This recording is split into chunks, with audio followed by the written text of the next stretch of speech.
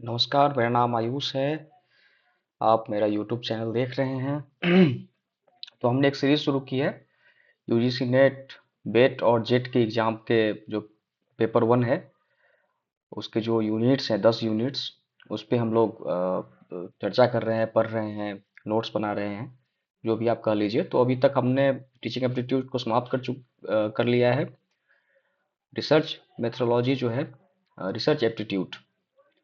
Research aptitude पे हम हमारी क्लासेस चल रही है। आज दूसरी क्लासेस है, बीच में कुछ गैप्स हो गए थे, तो हमारी एक वर्कशॉप थी जिसमें हम व्यस्त थे। इसकी वजह से वीडियो अपलोड नहीं हो पाया। तो हमने पिछले क्लास में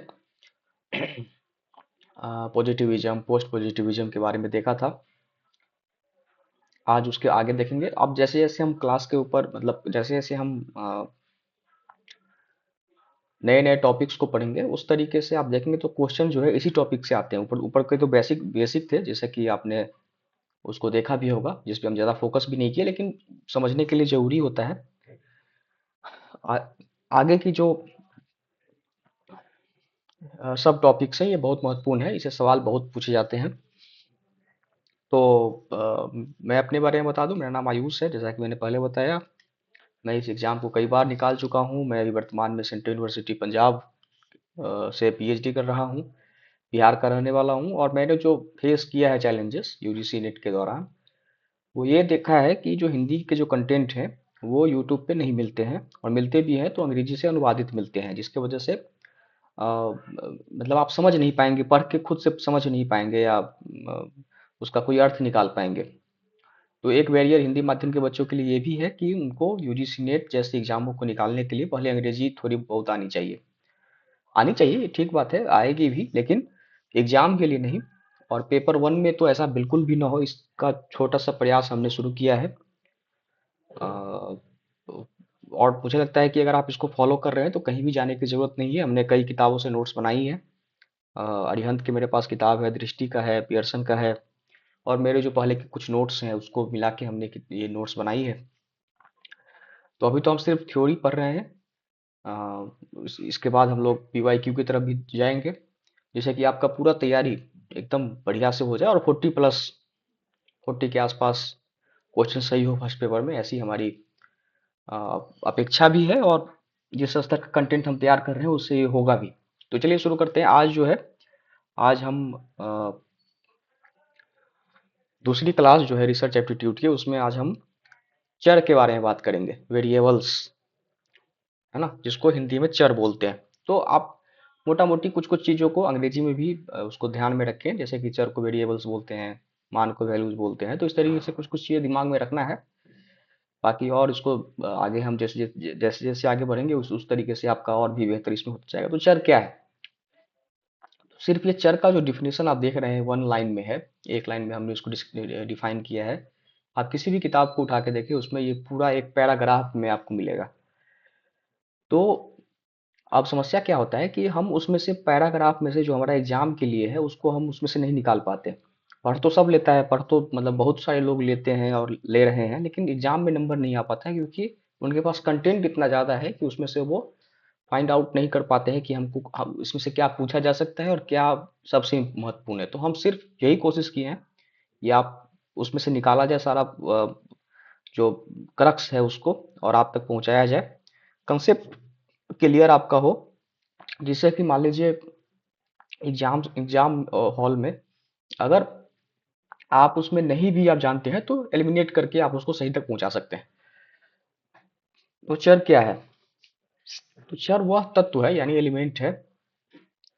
एक मिनट में इसको कलर चेंज चूज कर लेता हूँ, फिर इस पे आगे चलेंगे। हाँ, तो चर वह तत्व है, तत्व को अंग्रेजी में एलिमेंट बोलते हैं, जिसका मान, वैल्यू बदलता जाता है, बदल सकता है या बदलता जाता है। जैसे आयु, आय, शिक्षा, तापमान, अंक आदि। अब समझिए क्या है। तो मान बदलता जाता है यानी क्या? इसे क्या समझते हैं कि जो वेरिएबल्स है उसका जो, मतलब जो कोर, आप देखें कि वेरिएबल्स की कोर वैल्यू क्या है, मतलब उसकी जो फंडामेंटल्स हैं क्या है, तो ये है कि उसकी जो मान है वो बदलती रहती है। बस हमको इतना ही याद रखना है। एग्जाम में हो सकता है कि इससे अलग आपसे पूछ दे, मतलब ऑप्शन आपको अलग दे दे, और चूज अलग करना हो, लेकिन बस अगर आप ये याद रखेंगे कि चर की जो मान है वो हमेशा बदलती रहती है, तो वहां से एलिमिनेट हो जाएगा। बस आप कॉन्सेप्ट अपना क्लियर रखें, है ना। जैसे आयु, आय, शिक्षा, तापमान। हाँ, आज आप अगर 25 साल के हैं तो अगले साल 26 के हो जाएंगे। कोई बच्चा 5 साल का है तो 10 साल के बाद वो 15 साल का हो जाएगा। तो चर यही है, मतलब वेरियाई जो मान है उसकी हमेशा बदलती रहती है ना। तापमान है, सुबह का तापमान 18 डिग्री, दोपहर का 22, रात का 4 डिग्री। तो ये जो जो अंतर आपको दिख रहा है इसी को चर बोलते हैं, वेरिएबल्स बोलते हैं। अब ये क्या है कि ये दो प्रकार का होता है मुख्य रूप से, स्वतंत्र चर, आश्रित चर। Independent variables, dependent variables. तो अब देखिए, स्वतंत्र चर क्या होता है, इंडिपेंडेंट वेरिएबल क्या होता है, जिस चर को शोधार्थी शोधकर्ता बदलता या नियंत्रित करता है उसे स्वतंत्र चर कहते हैं। ये दूसरे चर को प्रभावित करता है, बस ये याद रखना है। यह दूसरे चर को प्रभावित करता है, यानी ये स्वतंत्र होता है लेकिन ये दूसरे चर को प्रभावित करता है, उसे स्वतंत्र चर कहते हैं। अन्य इसका नाम भी है, इसका व्याख्यात्मक चर भी कहते हैं इसको, पूर्वानुमान चर भी कहते हैं, दाएं पक्ष का चर। ये सब उतना महत्वपूर्ण नहीं है, लेकिन आपको बस ये याद रखना है कि चर वो है जो जिसका मान बदलता रहता है। चर दो प्रकार का है, स्वतंत्र चर, आश्रित चर। Independent variable, dependent variable. स्वतंत्र चर क्या है, चर क्या है, जो दूसरे चर को प्रभावित करता है। अब कैसे समझते हैं, एक उदाहरण जैसे लेते हैं। यहाँ पे लिखा भी हुआ है उदाहरण, जैसे कमरे का तापमान बढ़ना, है ना। तो कमरे का तापमान कैसे बढ़ेगा, अगर मान लीजिए ठंडी के समय है, अगर आप हीटर चलाते हैं तो कमरे का तापमान बढ़ जाएगा। तो हीटर यहाँ पे क्या है, यहाँ पे स्वतंत्र चर है, यानी हीटर के जलने से आपका कमरे का तापमान जो है बढ़ जाता है ना। तो कमरे का तापमान यहाँ पे अ, आश्रित चर हुआ, डिपेंडेंट वेरिएबल हुआ, और हीटर जो है वो इंडिपेंडेंट वेरिएबल हुआ। समझ गए ना, कि जिसके वजह से, जिसके कारण परिस्थिति में परिवर्तन आया उसको क्या बोलते हैं, स्वतंत्र चर, है ना। जैसे मैं एक उदाहरण ले लेते हैं कि मैं किताबें पढ़ता हूँ जिससे कि मेरे एग्जाम में अच्छे नंबर आते हैं, है ना। तो अब किताब पढ़ना क्या हो गया, स्वतंत्र चर हुआ, इंडिपेंडेंट वेरिएबल हुआ। जिसके वजह से मेरा एग्जाम अच्छा जा रहा है तो वह डिपेंडेंट वेरिएबल, यानी जिसके वजह से परीक्षा हमारी ठीक जा रही है। समझ गए ना, बेसिक मतलब यही है स्वतंत्र चर का, जो दूसरे चर को प्रभावित करता हो, यानी दूसरे जो फैक्ट्स हैं, दूसरे जो एलिमेंट्स हैं उसको प्रभावित करता हो। चर पहले समझिए चर क्या होता है, क्योंकि ये शब्द बहुत नया है। पहली बार जब हम भी सुने थे तो हमको भी नहीं पता चल रहा था कि चर होता क्या है ना। तो चर का मतलब ये होता है कि वो मान इसका मान हमेशा बदलता रहता है, यानी फैक्ट्स मान लीजिए, फैक्ट्स सिंपल आसान भाषा में, हमको बड़ी बड़ी भाषा में नहीं जाना है, लेकिन एक मान लीजिए फैक्ट्स, तथ्य, तथ्य जिसका मान बदलता रहता है ना। वेरिएबल्स, वेरिएबल्स का कितना अनुवाद हिंदी में है वो समझ में नहीं आता है, तो इसको चर बोल सकते हैं। लेकिन आप समझिए इतना कि चर मतलब क्या है, एक तथ्य है जिसका मान हमेशा बदलता रहता है। ये दो प्रकार का होता है, स्वतंत्र चर और आश्रित चर। स्वतंत्र चर किसको बोलते हैं, जो दूसरे चर को प्रभावित करता है। बस एक लाइन का याद रखना है, एक लाइन का, जो दूसरे चर को प्रभावित करता है। कैसे प्रभावित करेगा, जैसे ठंडा का समय है, अभी ठंडा गई है, तो कमरे का टेम्परेचर जो है वो 5 डिग्री है। आपने हीटर चला दिया, कमरे का टेम्परेचर जो है 20 डिग्री हो गया। तो ये जो 5 से 20 डिग्री बढ़ा, किसके वजह से बढ़ा, हीटर हीटर की वजह से। हीटर अगर नहीं चलता तो नहीं बढ़ता, तो हीटर अगर बढ़ा है इसका मतलब क्या है कि हीटर जो है वो स्वतंत्र चर है, और जिसके वजह से कमरा का तापमान जो है वो बढ़ा है, तो वो आश्रित चर हो गया। बस इतना याद रखना है, बस इससे अलावा कहीं कुछ नहीं पढ़ना है ना। बस इसके अलावा कहीं कुछ नहीं पढ़ना है। अब आश्रित चर, आश्रित चर, डिपेंडेंट वेरिएबल, हमने इस पर कई बार मतलब अभी चर्चा कर ही लिया है। जिस चर को मापा जाता है जो स्वतंत्र चर पर निर्भर करता है उसे आश्रित चर कहते हैं। बस हो गया। अब मापा कैसे जाएगा, हमने अभी बताया ना कि कमरा का जो टॉप टेम्परेचर है ना, कमरा का तापमान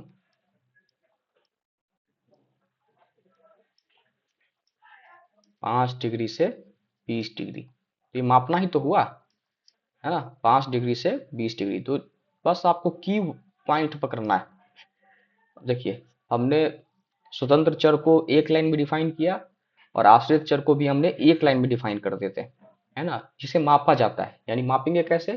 क्योंकि प्रभावित हो रहा है तो मापा ही जाएगा ना, तभी तो प्रभावित हमको पता चलेगा। और जो स्वतंत्र चर पर निर्भर करता है उसे क्या कहते हैं? आश्रित चर। उदाहरण वही मान लीजिए कि कमरे में टेम्परेचर 5 डिग्री है, आपने हीटर चलाया, वो 20 डिग्री हो गया, तो हीटर जो है वो स्वतंत्र चर हुआ, और जो कमरे का तापमान है वो डिपेंडेंट वेरिएबल हुआ, यानी आश्रित चर हुआ। ये मतलब आप देखिए, ये इसका स्टैंडर्ड यूजीसी नेट का है। बाकी इसमें वेट और जेट तो आराम से निकलेगा, उसमें कोई मतलब वही वही ही नहीं। आप क्वेश्चन उठा कर देख लीजिए किसी भी सेट एग्जाम का, वो आराम से आपसे बनेगा, नेट का देख लीजिए बनेगा। अब आगे चलते हैं। इसका अन्य नाम क्या है? प्रतिक्रिया चर, परिणाम चर, बाएं पक्ष का चर, है ना। यहाँ पे क्या था? दाएं पक्ष का चर। ये भी एक दो बार सवाल पूछा गया है कि दाएं पक्ष का चर क्या होता है, तो इसको क्या कहते हैं? Independent variable.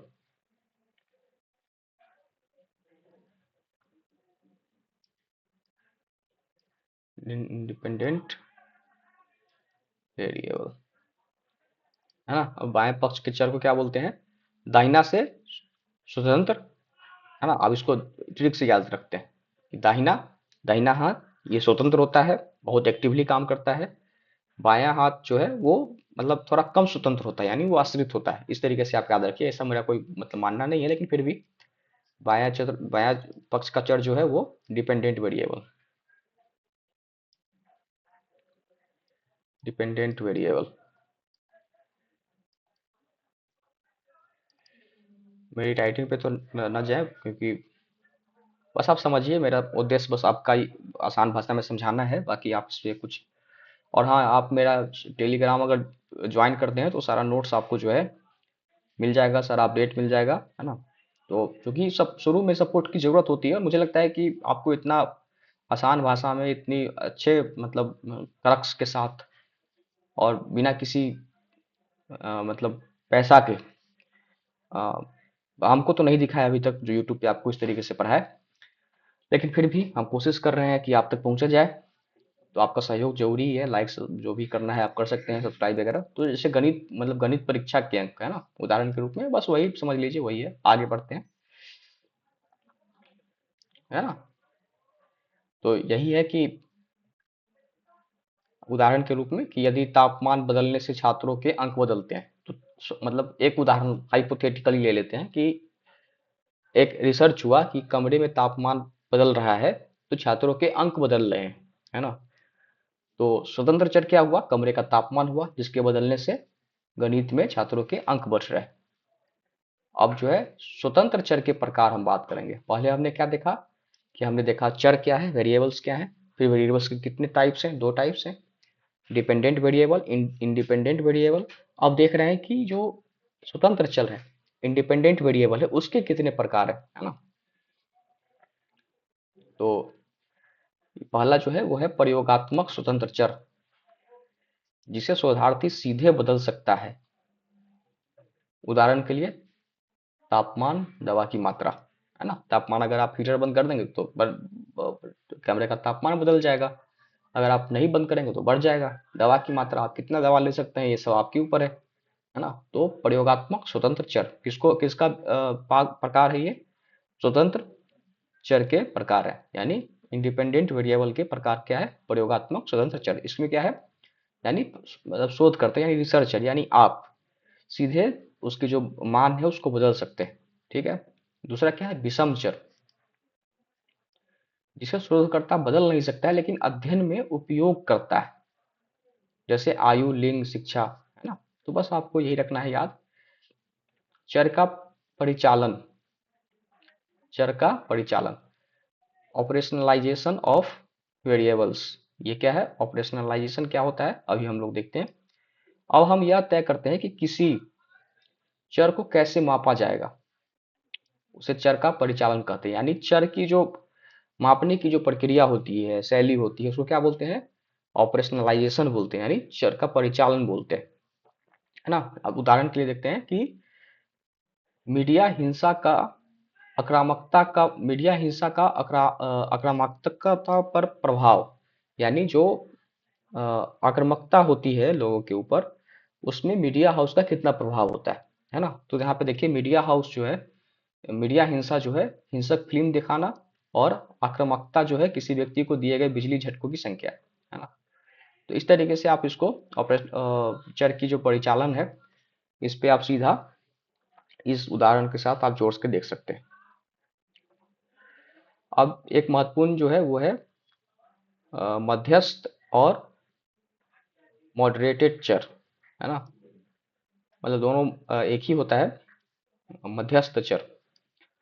अब ये क्या है, हमने देखा स्वतंत्र चर, स्वतंत्र चर के बाद क्या देखा, आश्रित चर। अब उसके बीच का एक चर होगा जिसको हम बोलते हैं मध्यस्थ चर। तो ये क्या होता है कि स्वतंत्र चर आश्रित चर को कैसे प्रभावित करता है, स्वतंत्र चर आश्रित चर को कैसे प्रभावित करता है। अब उदाहरण के लिए देखिए, पढ़ाई का घंटा जो है आपके आत्मविश्वास को बढ़ाएगा और वो परीक्षा के अंक को भी बढ़ाएगा, है ना। अब पढ़ाई के, अब इसका उदाहरण जो है सकारात्मक अगर लेते हैं, तो पढ़ाई का घंटा अगर बढ़ेगा तो आपका आत्मविश्वास भी बढ़ेगा, और आत्मविश्वास बढ़ेगा तो आपका परीक्षा का अंक भी बढ़ेगा। और पढ़ाई का घंटा अगर कमेगा तो आपका आत्मविश्वास भी कमेगा और परीक्षा का अंक भी कमेगा, है ना। तो आत्मविश्वास यहाँ पे क्या हो गया, मध्यस्थ चर हो गया, ठीक है। ये क्या हो गया, स्वतंत्र चर। पढ़ाई का घंटा जो हो गया ये हो गया स्वतंत्र चर, स्वतंत्र चर हो गया। और ये हो गया आश्रित चर, पढ़ाई का अंक क्या हो गया, परीक्षा का अंक आश्रित चर, है ना। देखिए आश्रित, आश्रित, आश्रित चर, है ना। और मध्यस्थ चर क्या हो गया, आत्मविश्वास। समझ गया ना कि जैसे क्या, जैसे कि पढ़ाई का घंटा जितना हम बढ़ाएंगे या जितना घटाएंगे वो सीधा आत्मविश्वास को इफेक्ट करेगा, उसको प्रभावित करेगा। या तो आत्मविश्वास बढ़ेगा बढ़ने से, और घट या तो घटेगा पढ़ाई की घंटे कमने से, और सीधा आत्मविश्वास हमारी परीक्षा के अंक को प्रभावित करेगा, है ना। चलिए, तो अब जैसे कि अब वो कमरा वाला अगर हम एग्जांपल लेते हैं कि कमरा में अगर हीटर हम ऑन कर देते हैं, कमरा का तापमान बढ़ जाएगा घट जाएगा, तो इसमें मध्यस्थ चर क्या होगा, मध्यस्थ चर इसमें क्या होगा, कमरा जो हीटर है वो तो स्वतंत्र चर हो जाएगा, डिपेंडेंट इंडिपेंडेंट वेरिएबल होगा। कमरा का तापमान जो होगा वो डिपेंडेंट वेरिएबल होगा, लेकिन मध्यस्थ चर उसमें क्या होगा बताइए, आप कमेंट कर सकते हैं, बताइए मध्यस्थ चर क्या होगा उसमें, मध्यस्थ चर उसमें क्या होगा। हम्म? मध्यस्थ चर उसमें कई हो सकते हैं, जैसे बिजली हो सकती है, बिजली की जितनी अच्छी मतलब वोल्टेज होगा, कनेक्शन होगा, उतना अच्छा से वो रूम के टेम्परेचर को मैनेज कर सकता है ना। वातानुकूलता होना चाहिए, है ना, कि रूम से जो एयर बाहर जो है वो कम मात्रा में निकले, है ना, एयर टाइट रूम होना चाहिए, है ना। तो इस तरीके से आप उदाहरण से देखिए। मॉडरेटेड चर क्या है उसके बारे में देख लेते हैं। ऊपर हमने क्या देखा है, मेडिएटेड चर मतलब मध्यस्थ चर, है ना, और नीचे में क्या है, मॉडरेटेड चर। तो यह दो चरों के बीच संबंध की ताकत या दिशा को प्रभावित करता है, संबंध की ताकत और दिशा को प्रभावित करता है। उदाहरण के लिए देखते हैं कि सोशल मीडिया का उपयोग अकेलापन को बढ़ावा बढ़ावा देता है, और यहाँ पे क्या कर रहा है कि यह संबंध किशोरों में अधिक मजबूत हो सकता है ना। तो आयु जो है वो मॉडरेटेड चर हो गया, यानी क्या है कि जो सोशल मीडिया का जो प्रभाव है उससे लोग अकेलापन हो रहा है, अकेलापन उसकी वजह से आ रहा है, लेकिन ये सबसे ज्यादा प्रभावित किसको कर रहा है, तो मतलब एडल्ट जो है, एडोलेसेंट जो है उसको कर रहा है। एडोलेसेंट मतलब किशोर, यानी तो आयु जो हो गया इसका मेन फैक्टर, उसको क्या बोलते हैं, मॉडरेटर चर। अब आ गया नियंत्रण चर, है ना, कंट्रोल वेरिएबल्स। आज हम लोग इस पे क्लास में डिस्कस किए हैं, हमारा क्लास भी आज इसी पे था, कंट्रोल वेरिएबल्स पे, है ना। तो इसको क्या मतलब, इसको हम कैसे देखते हैं, कंट्रोल मतलब हम लोग समझते हैं कि नियंत्रण, है ना। तो अपने चर को नियंत्रित करना, जैसा कि मैंने मतलब कई लोगों से सुना है कि नियंत्रण चर यानी कंट्रोल करना, लेकिन ये नहीं है वो, वो उस सेंस में ये नहीं है। बहुत लोग कंफ्यूजन भी करते हैं कि वो इसी सेंस में जो है अपना अ, मतलब व्याख्या कर देते हैं और क्वेश्चन गलत करके आते हैं। यहाँ पे देखिए, नियंत्रण चर वह चर है जिसे शोध में स्थिर रखा जाता है ताकि परिणाम प्रभावित न हो। अब इसका क्या मतलब हुआ, जैसे कि आप ट्राइब के बीच में आप काम कर रहे हैं, है ना, तो आपके पास जो एरिया है उसकी आपको समझ होनी चाहिए कि आप किस एरिया में काम कर रहे हैं, और उस एरिया में जाके आपका क्या मतलब किन लोगों के साथ आपको जुड़ना है वो भी समझ में होना चाहिए। तो नियंत्रण चर जो है आपको वो एरिया डिफाइन करके बताता है कि हमको कहाँ काम करना है, जिससे कि हमारा शोध का जो उद्देश्य है, ऑब्जेक्टिव्स है, वो बदले ना, है ना, ऑब्जेक्टिव्स जो है वो चेंज ना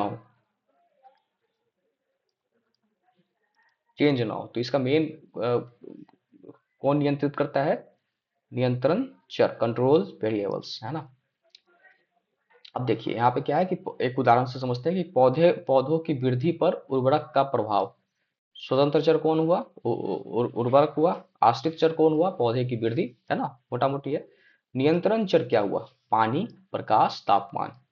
बस समझ गया ना, कि आप जितना मात्रा में पानी देंगे, जितना मात्रा में उसको प्रकाश मिलेगा, तापमान मिलेगा, तो आपका जो ऑब्जेक्टिव है वो फुलफिल होता चला जाएगा। ऑब्जेक्टिव क्या है कि पेड़ की वृद्धि, उसके लिए आप क्या करते हैं, उर्वरक देते हैं, लेकिन उसके साथ साथ क्या है कि आपको पानी, प्रकाश और तापमान की जो है मतलब जितनी आवश्यकता है उसको मिलना चाहिए। तो ये बोलते हैं क्या, इसमें नियंत्रण चर में, कंट्रोल वेरिएबल्स में।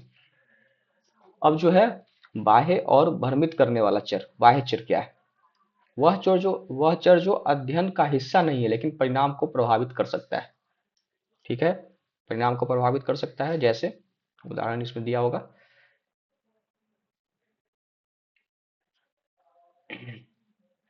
अब जैसे देख लेते हैं, जो हमने कमरा वाला जो एग्जांपल है, ऐसे कि ये जो पेड़ वाला, इसी पे हम लोग देख लेते हैं कि पेड़ में उर्वरक देते हैं स्वतंत्र चर, आश्रित चर पेड़ का पौधा हो गया, नियंत्रण चर पानी, प्रकाश, तापमान हो गया। अब इसमें क्या ऐसा चीज है जो बाहरी चर है और वो प्रभावित कर सकता है। तो अब मान लीजिए पेड़ आप रोप दिए, है ना, पेड़ पेड़ रोप दिए, ठीक है, पानी भी दे रहे हैं आप डेली, सूरज का प्रकाश भी आ रहा है, हाँ, और तापमान भी ठीक ठाक है, आप उर्वरक उर्वरक भी दे रहे हैं, फर्टिलाइजर भी दे रहे हैं, ठीक है, सब कुछ आप अपने हिसाब से चेक कर रहे हैं। लेकिन इधर से बकरी आई और पेड़ खा गई, तो इसको क्या बोलेंगे, बाह्य चर। यानी सब कुछ आपके हिसाब से था लेकिन बाह्य चर ने एक ऐसा परिणाम आया जो उसको प्रभावित कर दिया, यानी पेड़ वो खा गया, तो उसको बोलते हैं बाह्य चर। समझ गया ना। और भ्रमित करने वाला चर, वह चर जो स्वतंत्र और आश्रित दोनों चर से जुड़ा हुआ होता है, उसको क्या बोलते हैं, भ्रमित करने वाला चर, है ना। प्रतिभागी चर, मतलब देखिए इस ये सारी चीजों से सवाल नहीं आएगा, सवाल ऊपर के ही दो तीन चीजों से आता है कि चर क्या है, चर का डिफिनीशन दे देगा। चर के दो प्रकार हैं, डिपेंडेंट और इंडिपेंडेंट, उससे ऑप्शन के माध्यम से आपसे सवाल पूछ लेगा, है ना। एक दो बार मध्य चर से पूछा गया है ना, नियंत्रण चर से पूछा गया है, बाकी और कोई चर पढ़ने की जरूरत नहीं है। बाकी मैं समझाने के लिए समझा रहा हूँ, आप समझ लीजिए एक बार। मान लीजिए पूछ दिया तो फिर ऐसा ना हो कि हमारे पीडीएफ में था, हम सक्षम भी थे लेकिन हम उसको नहीं कर पाए, लेकिन उसमें ज़्यादा ज़्यादा तनाव लेने की जरूरत नहीं है, बस आराम से इसको देखिए, समझिए और आगे बढ़ते रहना है।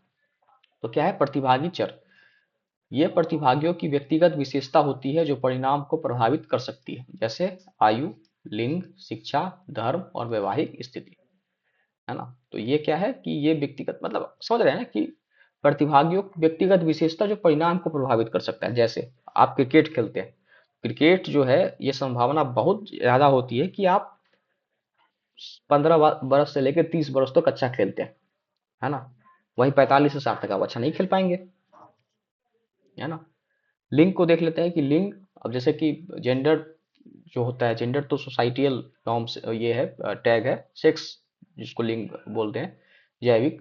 तो उसके हिसाब से देखें तो जैविक वो मतलब लिंग के परिणाम अगर देखें तो जो एक पुरुष होता है वो खेत में ज़्यादा मजदूरी कर सकता है मेहनत के साथ, महिलाएं भी कर सकती हैं लेकिन अपेक्षाकृत ज़्यादा होता है। शिक्षा भी बहुत प्रभावित करता है कि अगर आप 10th पास हैं तो आपकी डिसीजन मेकिंग कैपेसिटी, और अगर आप पीएचडी हैं या पीजी हैं तो डिसीजन की मेकिंग, उसमें भी थोड़ा तो अंतर दिखता है। धर्म भी प्रभावित करता है, हर एक धर्म का अलग अलग नॉर्म्स है, उसकी अलग अलग कल्चर है। तो जो भी चीज आपकी परिणाम को प्रभावित करता है उसको क्या बोलते हैं, प्रतिभागी चर। इसको याद रखिएगा। मात्रात्मक और श्रेणीबद्ध चर। तो मात्रात्मक क्या है, जिसकी मात्रात्मक मतलब क्या, मात्रा, मात्रा का मतलब क्या, मात्रा मतलब क्या, जिसको हम गिन सके। बस मात्रात्मक मतलब मात्रा से याद रखिए, जिसको हम गिन सके, जिससे संख्या में मापा जा सके। उदाहरण आयु, आय, ऊंचाई इत्यादि, है ना। तो सतत और इसमें इसमें दो प्रकार है, असतत और सतत। सतत मतलब कंटिन्यूअसली, और असत मतलब असतत मतलब डिस्क्रेट। ठीक है, मात्रात्मक दो प्रकार का, असतत और सतत। सतत मतलब कंटिन्यूअसली, मतलब लगातार निरंतर, और असतत मतलब जिसमें निरंतरता न हो, है ना, डिस्क्रेट इसको अंग्रेजी में बोलते हैं। अब क्या है श्रेणीबद्ध चर, कैटेगोरिकल वेरिएबल्स, जो विभिन्न श्रेणियों का प्रतिनिधित्व करता है। ठीक है, श्रेणीबद्ध मतलब क्या, श्रेणी मतलब क्या, एक जैसे मान लेते हैं एक आंकड़ा है आपके पास बहुत सारा, क्या है आंकड़ा, जैसे कि 20 लोगों का आपके पास आंकड़ा है, तो हम उसको श्रेणी में बांट देते हैं, कुछ मतलब चार चार श्रेणी में, पांच पांच श्रेणी में, है ना। तो ये वेरिएबल्स क्या कहता है कि जो विभिन्न श्रेणियों का प्रतिनिधित्व करता हो उसको श्रेणीगत श्रेणीबद्ध चर कहते हैं, है ना, कैटेगोरिकल वेरिएबल्स कहते हैं। जैसे लिंग, धर्म, जाति, प्रकार, द्विधारी, नाम मात्र, है ना। अब क्या है गुप्त चर, है ना, ऐसा चर जिसे सीधा मापा नहीं जा सकता लेकिन अनुमान लगाया जा सकता है। जैसे उदाहरण वृद्धि, व्यक्तित्व, सामाजिक स्थिति। अब एटीट्यूड को कैसे मापिएगा, एटीट्यूड को कैसे मापिएगा, अगर आप मापेंगे भी तो आप स्केल पे नहीं माप पाएंगे कि भाई इसमें एटीट्यूड का जो मतलब इसकी जो मनोवृत्ति है वो 10 के पास है, 8 है, इसकी 9 है, इसका 4 है, ऐसा नहीं कर सकते हैं। ये कर सकते हैं कि इसकी अच्छी है, इसकी बुरी है। तो आप सीधा सीधा नहीं माप सकते, लेकिन अनुमान लगाया जा सकता है। उसी सामाजिक स्थिति, प्रतिष्ठा, प्रतिष्ठा को नहीं मापा जा सकता है।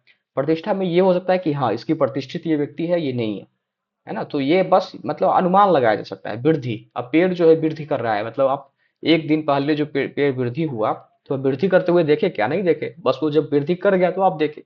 जैसे कि हमारी जो हम सबकी जो बचपन में जो हमारी बचपन से अभी तक जो हाइट बढ़ी, तो अब कैसे बढ़ी वो किसी ने देखा, नहीं देखा, जब वो बढ़ गई तो अनुमान हमने लगाया कि ये बढ़ गया।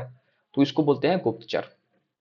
अब देखिए हमने जो ऊपर जितना पढ़ा उसको हमने एक चार्ट के माध्यम से, चार्ट चार्ट क्या कहिएगा, एक बॉक्स में हमने लाने की कोशिश किया, जिसमें कि और आसानी से आप समझिए समझिए कि ऊपर जो हम पढ़े बस वही चीज नीचे भी है, कि दोहरा रिवीजन भी आपके हो जाए, और जो आपको कंफ्यूजन ऊपर हुआ होगा वो नीचे समाधान भी हो जाए, जिससे कि ये नोट्स टाइप से समझिए कि परीक्षा के समय में बस सरसरी निगाह से एक बार देख लेना है, सारा कंफ्यूजन दूर हो जाएगा। तो हमने चर के बारे में बात किया, चर क्या है, चर क्या, ऊपर हमने चर के बारे में क्या किया, चर चर क्या है, चर का मतलब जिसका मान, जिसका मान बदलता रहता है, जिसका मान बदलता रहता है ना, उसको क्या बोलते हैं, चर बोलते हैं। अब जो है अब इसके कैटेगरीज पे आते हैं। तो पहले हमने देखा दो चर होते हैं मुख्य रूप से, स्वतंत्र चर, इंडिपेंडेंट वेरिएबल, है ना। ये किसको बोलते हैं, जिसे शोधकर्ता बदलता या नियंत्रित करता है। पढ़ाई का समय आपके परीक्षा के अंक को प्रभावित कर सकता है, सीधा मतलब है। अब थोड़ा सा हम इस पे थोड़ा तेज चलेंगे क्योंकि हमने ऊपर बहुत डिस्कस कर चुके हैं इस पे। आश्रित चर, डिपेंडेंट वेरिएबल, जो स्वतंत्र चर को प्रभाव से बढ़ता है परीक्षा का, जैसे ऊपर है। मध्यस्थ चर बताता है कि स्वतंत्र चर और आश्रित चर को कैसे प्रभावित करता है, यानी स्वतंत्र चर जो होता है वो आश्रित चर को प्रभावित कैसे करता है। हमने ऊपर उदाहरण देखा कि पढ़ाई, आत्मविश्वास, अंक, है ना। तीन क्लियर हो गया ना। स्वतंत्र चर मतलब क्या, जो नियंत्रित करता है, यानी जो प्रभावित करता है आश्रित चर को, उसको क्या बोलते हैं, स्वतंत्र चर। जैसे पढ़ाई का समय। आश्रित चर क्या हुआ, जो स्वतंत्र चर के प्रभाव से बदलता है, यानी परीक्षा का अंक। मध्यस्थ चर क्या हुआ, कि स्वतंत्र चर आश्रित चर को कैसे प्रभावित कर रहा है, यानी दोनों के बीच की जो प्रभाव हो कैसा है, उसको क्या बोलते हैं, मध्यस्थ चर। जैसे पढ़ाई, आत्मविश्वास, अंक इत्यादि, मतलब पढ़ाई और अंक के बीच में क्या है, आत्मविश्वास है, वो क्या हो गया, मध्यस्थ चर। अब देखते हैं मॉडरेट चर, संबंध की ताकत या दिशा को प्रभावित करता है, जैसे सोशल मीडिया का उपयोग और अकेलापन, आयु के अनुसार प्रभाव, है ना। मॉडरेट चर क्या हुआ कि आपके वो संबंध जो है आपका सोशल मीडिया से या किसी व्यक्ति से, तो वो आपको कैसे प्रभावित कर रहा है, उसको उसके बारे में है। कि मान लीजिए आप किसी से प्रेम करते हैं, तो आप बहुत इमोशनल रहेंगे उस डिसीजन में, उसके किसी भी डिसीजन को लेके, है ना।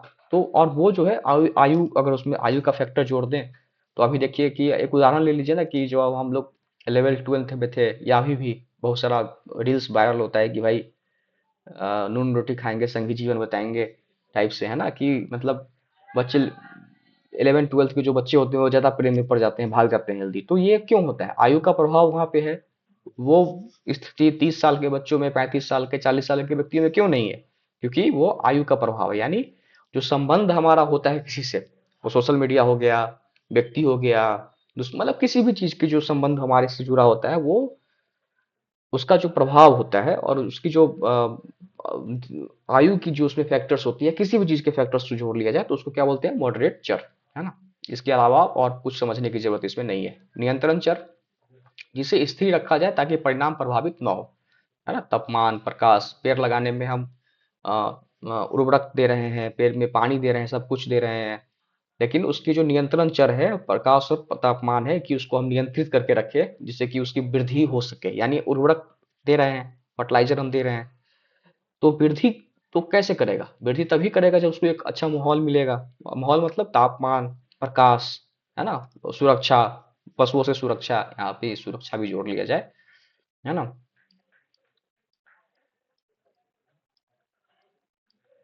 तो उसको बोलते हैं नियंत्रण चर, यानी हम जिसको नियंत्रित कर सके जिससे कि हमारा परिणाम प्रभावित न हो। ठीक है। बाह्य चर, जो अध्ययन का हिस्सा नहीं है लेकिन परिणाम को प्रभावित कर सकता है। शोर, है ना, क्लास में हम बैठे हुए हैं, जैसे अभी अभी हम पढ़ा रहे हैं, आप पढ़ रहे हैं, अब किसी का फोन आ गया, मैसेज आ गया, तो ये जो बाह्य चर हुआ इसी को शोर बोलते हैं, है ना। आपका मूड मूड भी डिपेंड करता है कि अगर आप अच्छा मूड में होंगे तो आपको सब कुछ एकदम समझ में आएगा। अगर आप सिर्फ बैठे हुए हैं तो आपका दिमाग कहीं कहीं भटक रहा होगा तो बहुत चीज समझ में नहीं भी आएगा, तो उसको बोलते हैं बाह्य चर। तो अब सतमा क्या है? भ्रमित करने वाला चर, जो स्वतंत्र और आश्रित दोनों से जुड़ा हुआ है, परिणाम को भ्रमित करता है। आय और शिक्षा का प्रभाव, है ना, तो इसको क्या बोलते हैं? भ्रमित करने वाला चर। आठवां क्या है? प्रतिभागी चर। प्रतिभागियों को व्यक्तिगत विशेषता जैसे आयु, लिंग, शिक्षा, है ना। तो अब इसमें ज्यादा आप वो डिफिनेशन देने की जरूरत है नहीं। मात्रात्मक चर, पहले ही बता दिया था। मात्रा मतलब ये याद रखिएगा, इससे सवाल बहुत पूछा गया है। मात्रात्मक चर से नहीं, मतलब मात्रात्मक शोध भी होता है, आगे हम देखेंगे उसको। गुणात्मक शोध, मात्रात्मक शोध, तो बस इसको याद रखना है। मात्रात्मक मतलब क्या? मात्रा, यानी क्वांटिटेटिव। क्वांटिटेटिव ठीक है, अंग्रेजी में याद रखेंगे तो ठीक है, लेकिन मात्रा यानी मात्रा मतलब मापना, है ना। मापना यानी क्या? आय को, आयु को, ऊंचाई को, है ना, तो जिसे हम माप सके। श्रेणीबद्ध चर, जो अलग अलग श्रेणियों को दर्शाता है ना, जैसे धर्म, जाति, लिंग, जैसे हमने बोला कि एक बहुत बड़ा समूह को हमने बांट दिया चार चार। हम तो मात्रात्मक रूप से बांटे थे, लेकिन मान लीजिए कि धर्म के आधार पर जब बांट दिए कि भाई बताओ इसमें कितने हिंदू हो, इधर आ जाओ। मुस्लिम कितने, इधर आ जाओ। पुरुष कितने, इधर आ जाओ, है ना। लिटरेट कितने, इधर आ जाओ। तो इस तरीके से श्रेणीबद्ध चर। असतत चर, है ना, जिसे मान सीमित और अलग अलग होते हैं, बच्चों की संख्या, है ना, उसको क्या बोलते हैं? असतत चर, है ना, डिस्क्रीट वेरिएबल्स। सतत चर, कंटिन्यूअसली वेरिएबल्स, जिसके मान किसी भी सीमा में हो सकते हैं, जैसे वजन, तापमान इत्यादि। प्रगट चर, जिसे सीधा देखा या मापा जा सकता है, जैसे अंक। ये जो है ये परिणाम के बाद आता है ना। अंक या मापा जा सकता है, जैसे अंक आए, यानी मतलब डिपेंडेंट इंडिपेंडेंट के बाद की जो स्थिति होती है उसको क्या बोलते हैं? प्रगट चर, है ना। गुप्त चर, लेटेंट वेरिएबल, जिसे सीधा नहीं देखा जा सकता है लेकिन अनुमान लगाया जा सकता है। बुद्धि, व्यक्तित्व, है ना, उदाहरण हमने समझ चुके हैं। और क्या है लास्ट में? स्वतंत्र चर। संयुक्त चर, दो या अधिक चर को मिलाकर बनाया गया चर, है ना। सामाजिक आर्थिक स्थिति, है ना। संयुक्त चर मतलब, है ना, संयुक्त मतलब क्या समझते हैं आप? जोड़ना। सामाजिक आर्थिक स्थिति, दो तरीके के चर को जोड़ना, है ना। तो मोटा मोटी देखिए चर के क्लास में चर का जो सब टॉपिक्स है वेरिएबल्स का, इससे आगे मतलब इससे ज्यादा कुछ है नहीं इसमें। ये आपको कहीं जरूर मिल जाएगा कि हम जो एक मतलब आधे लाइन में लिखे हैं, आपको 4 लाइन में मिल जाएगा, 5 लाइन में मिल जाएगा, तो आपको लगेगा कि बहुत बड़ा नोट्स है, बहुत बड़ा कंटेंट है, लेकिन आप उसमें से कितना फिगर आउट कर पा रहे हैं अपने एग्जाम को लेके, वो बहुत महत्वपूर्ण है।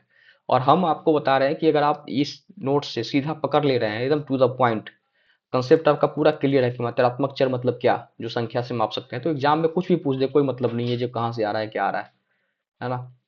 अब चार जो सबसे महत्वपूर्ण चर है, जो परीक्षा में ज्यादा प्रश्न पूछे गए हैं, ये स्वतंत्र चर, हमने इस पर ज्यादा ध्यान दिया। आश्रित चर, मध्यस्थ चर और मॉडरेट चर, ये चार के बारे में, ये दो जो है थोड़ा कंफ्यूजिंग लगता है, मध्यस्थ चर और मॉडरेट चर, हमने इस पर भी अच्छे से डिस्कस किया। तो अब ये हो गया। अब आगे चलते हैं अनुसंधान के प्रकार। तो आज हम यही रहने देते हैं, धीरे धीरे आगे बढ़ते चलेंगे तो इसको हम कंप्लीट कर लेंगे। चूंकि थोड़ा सा मुझे लगता है कि अभी अपने पास समय भी है पर्याप्त मात्रा में, तो हम थोड़ा आराम आराम से भी चलेंगे, और हम कोशिश तो कर ही रहे हैं कि डेली जो है एक वीडियो अपलोड हो जाए, जिससे कि आप तक हमारी जो कंटेंट है वो पहुंचे। लेकिन कुछ ऐसा सरकमस्टांसेस होते हैं जिसकी वजह से हम नहीं मतलब चाह के भी नहीं कर पाते हैं, लेकिन खैर हम प्रयास कर रहे हैं कि वो निरंतरता बनी रहे, और आपको यूजीसी नेट, बेट और जेट जितने भी स्टेट के एग्जाम हैं उसमें आपको मदद मिले, इससे बाहर कुछ ना आए, है ना। ये पूरा कंटेंट यूजीसी नेट के लिए है, क्योंकि यूजीसी नेट अगर आप तैयारी कर लेते हो तो फिर बेट और जेट के लिए कहीं से अलग से पढ़ने की जरूरत नहीं है, और पूरे उसके हिसाब से ही बनाया गया है। जैसे जैसे हम इसको और आगे बढ़ते जाएंगे तो आप देखेंगे कि इसका जो स्तर है वो आपको समझ में आने लगेगा, और कुछ ज़्यादा मुश्किल नहीं है, एकदम आसान भाषा में आप तक पहुंचाने की हम प्रयास कर रहे हैं। और बस वही है कि आप इसको सपोर्ट कीजिए। वीडियो देख रहे हैं, मुझे दिख रहा है कि आपका व्यूअर जो है वो मेरा व्यूअरशिप बढ़ रहा है, लेकिन सब्सक्राइब नहीं हो रहा है। तो आप जुड़ जाइए, आप ही के लिए है, हमको जिसके लिए मतलब कुछ आपसे कुछ मांग भी नहीं रहे हैं। और तो चलिए, शुक्रिया, थैंक यू। कोशिश करेंगे कि हम लगातार वीडियो अपलोड करते रहें, जिससे कि आपको फायदा हो और एग्जाम में कुछ बेहतर किया जा सके हिंदी माध्यम के बच्चों के लिए। चलिए, थैंक यू।